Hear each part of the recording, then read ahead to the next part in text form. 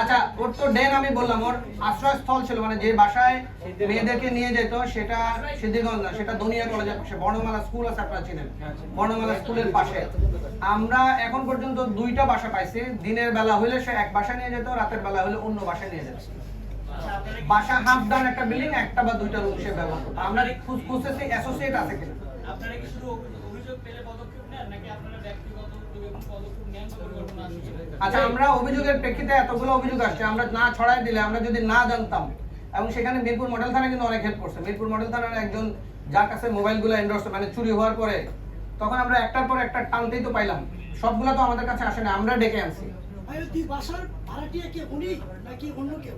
ভাড়াটিয়া উনি। স্ত্রী কি এগুলো সব বিষয় জানেন কি আপনাকে? আমি তো বললাম যে ওনার স্ত্রীও ওনার একটা ভিকটিম, এবং ওনার শ্বশুর কিন্তু এই কথা আমাকে বলছেন, বা আমাদেরকে বলছেন যে আমার মেয়েটাকেও সেইভাবে বিয়ে করছে। এবং আরেকটা মজার তথ্য পাইছি যে শ্বশুর বাড়িতেও এই ধরনের কাজ করতে গিয়ে উনি একবার ধরা পড়ছেন, ওনারা পুলিশে বলেছে।